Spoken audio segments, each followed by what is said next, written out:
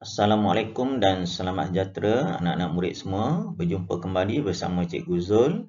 Pada hari ini kita akan terus belajar Bahasa Melayu tahun 4, unitnya 22, iaitu Menjanakan Ekonomi. Boleh rujuk buku teks muka surat 152. Okey, apakah objektif yang akan dicapai pada hari ini? Okey, ada dua. Cikgu mengharapkan murid-murid boleh mengetahui perbezaan antara kegiatan ekonomi masyarakat bandar dan masyarakat pendalaman. Yang kedua, bercerita berdasarkan gambar untuk menjelaskan dan membandingkan beza maklumat tersebut. Ada dua. Satu, tahu tentang perbezaan ekonomi masyarakat bandar dan masyarakat pendalaman. Pendalaman ni maksudnya masyarakat kampung dan sebagainya. Yang kedua, dapat bercerita berdasarkan gambar. Okey, itu dua matlamat ataupun objektif yang dicapai pada hari ini. Okay, cuba lihat kereta ni ya. Inilah kenangan kita pada tahun 2020. Mungkin kalian terakhir pulang ke kampung, dah lama tak boleh merentas negeri. Kita sentiasa menantikan bilakah kerajaan akan mengumumkan boleh rentas negeri, kita nak balik ke kampung, nak jumpa atuk dan nenek. Biasanya dalam perjalanan, ada orang dia tidur. Kalau 4 jam perjalanan dia tidur, sedar-sedar dah sampai. Tapi ada orang sepanjang perjalanan dia akan merakamkan. Kadang-kadang ada tugasan yang ayah dan ibu dia beri, catat apa maklumat yang dapat sepanjang perjalanan. Jadi kalau lihat dalam gambar ni, kamu boleh buat seperti dalam gambar, apa saja yang kamu lihat dalam perjalanan tu, sekarang dah mudah, boleh rakam menggunakan telefon bimbit dan boleh catat. Jadi kita boleh berkongsi maklumat apabila sekolah dibuka nanti ya.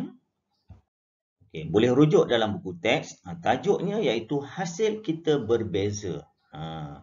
Kawan Zara, Alif dan keluarganya dalam perjalanan pulang ke kampung. Sepanjang perjalanan, mereka singgah di beberapa tempat. Alif merakam beberapa keping gambar yang menarik. Kemudian, Alif menyusun gambar tersebut. Okay, tengok. Alif pulang ke kampung, dia rakam gambar, kemudian dia susun, dia nak berkongsi. Antara gambar yang telah dirakam oleh Alif dalam perjalanan dia pulang ke kampung, dia telah merakam gambar kegiatan ekonomi masyarakat bandar. Bandar ni terkenal, satu antaranya pusat beli belah. Yang pusat beli belah yang besar-besar, Giant, Tesco, banyaklah.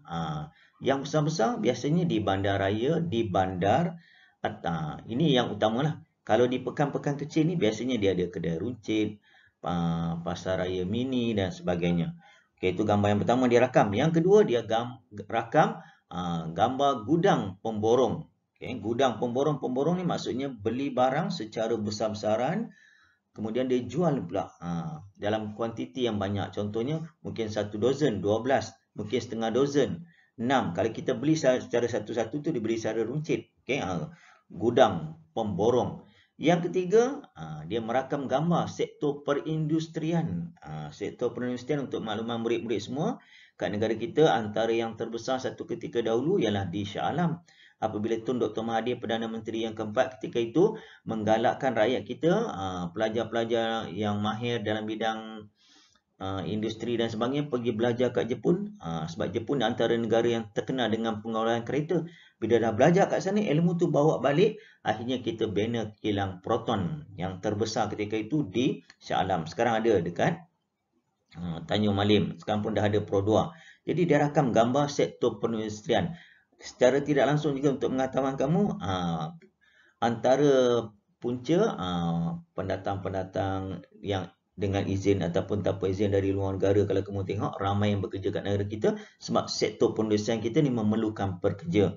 Ketika Tun Dr. Mahathir menjadi menteri, beliau nak 70 juta rakyat Malaysia pada tahun 2020, tetapi impian itu tidak tercapai, hanya penduduk kita sekitar 31 juta. Okey, yang gambar keempat yang dirakamkan ialah gambar pusat kewangan. Pusat kewangan ni bank. Antara bank yang terbesar kat negara kita lah, Maybank, CIMB, Bank Rakyat, Bank Islam, BSN dan sebagainya. Banyak terdapat di bandar-bandar. Itulah gambar yang dirakam oleh Alif untuk dikongsi dengan rakannya. Kegiatan ekonomi masyarakat bandar. Ini pula gambar yang dirakam berkaitan dengan kegiatan ekonomi masyarakat pendalaman. Pedalaman, bukan pendalaman. Kalau pendalaman ada huruf M, dia nak korek. longkang, sungai, parit dan sebagainya. Dia PE ya, pedalaman. Kalau kamu pernah jumpa lagi satu, pendalaman. Kalau pedalaman ialah kawasan. Contoh kawasan jauh pendalaman. Masih ada dekat Sabah, Sarawak, Kelantan, Pahang dan sebagainya. Banyak ramai kawasan, orang-orang asli dan sebagainya. Masih ada kat negara kita. Itu kalau panggil masyarakat pedalaman. Ataupun dalam gambar ni mungkin dia merakam gambar di kawasan kampung. Contoh, yang pertama, di kawasan-kawasan kampung ni hasil-hasil hutan dijadikan sebagai kraft tangan. Contohnya daripada rotan, buluh dan sebagainya. Okey, itu kalau tengok dalam buku teks tu, gambar yang pertama berkaitan dengan kraft tangan. Okey, antara orang-orang asli orang kampung, mereka mahir dalam bidang kraft tangan untuk dijual, khususnya kepada pelancong-pelancong dan sebagainya. Yang kedua, perladangan. Perladangan ni memang utama kat negara kita.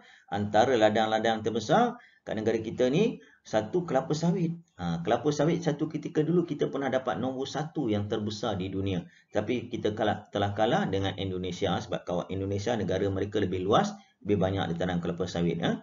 Okey, yang kedua, yang satu, okey, perladangan kelapa sawit. Yang kedua, ladang getah. Okey, kalau itu adalah kawasan yang menjadi tumpuan juga rakyat-rakyat negara asing untuk bekerja kat negara kita sebab kita kekurangan tenaga, ambil rakyat asing bekerja di ladang, khususnya di ladang kelapa sawit. Itu bidang peladangan. Yang ketiga kita tengok di sini bidang peternakan. Dulu kamu pun dah ada belajar kan, lembu wagyu dan sebagainya. Itu bidang peternakan kita ni masih kurang lagi. Kita banyak import daging khususnya semasa hari raya Korban dari India dan sebagainya. Okay, bidang peternakan contohnya lembu, kambing, itu masyarakat luar bandar lah. Ayam, itik, angsa dan sebagainya. Dan yang keempat ialah berkaitan dengan inap desa. Mereka mengusahakan rumah tumpangan, rumah rehat dan sebagainya. Untuk orang-orang bandar yang datang bercuti, nak berehat, nak rasa suasana kampung. Khususnya semasa musim buah-buahan dan sebagainya. Okey. Okey. Kalau ikut di sini tengok ayah dia bertanya. Bolehkah Alif jelaskan perbezaan pada dua lokasi gambar ini kepada ayah? Ayah dia bagi tanya soalan pertama. Alif pun kata, boleh ayah. Masyarakat di bandar kebanyakan bekerja di ruang kosong, rujuk balik daripada gambar yang Alif rakam tadi. Ada 4. Kemudian masyarakat di desa pula kebanyakan bekerja dalam bidang, ada 4 juga.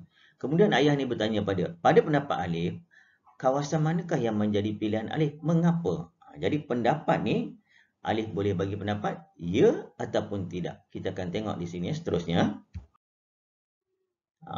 Ini jawapan yang Alif bagi.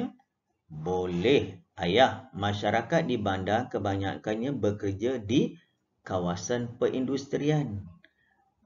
Manakala masyarakat di luar bandar bekerja di dalam bidang perladangan. Kat bandar pula banyak kemudahan. Dekat luar bandar pula banyak kawasan untuk bercucuk tanam dan sebagainya.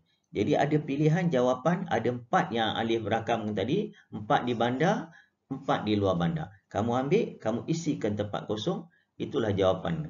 Okay. Sebagai kesimpulannya, apa yang kita telah pelajari pada hari ini berkaitan dengan Alif yang dalam perjalanan pulang ke kampung telah merakam gambar. Jadi gambar ni kita boleh kongsi. Jadi satu hari nanti kalau kamu dibenarkan pulang ke kampung, boleh rakam gambar. Setiap kampung ni berbeza. Mungkin yang Johor dengan banyak ladang nanas. Dekat Kedah mungkin ada banyak pokok padi. Dekat Perak mungkin ada banyak pokok kelapa sawit, banyak pokok durian. Kita rakam gambar ni kita boleh berkongsi dengan kawan. Dah lama kita tak bersemuka dengan kawan satu hari nanti. Boleh kita berkongsi pengalaman pulang ke kampung. Jadi gambarlah sebagai bukti. Okey, itu saja. Untuk hari ini, insyaAllah kita akan jumpa lagi untuk mata pelajaran Bahasa Melayu tahun 4 untuk topik-topik yang seterusnya. Assalamualaikum, selamat sejahtera. Bye.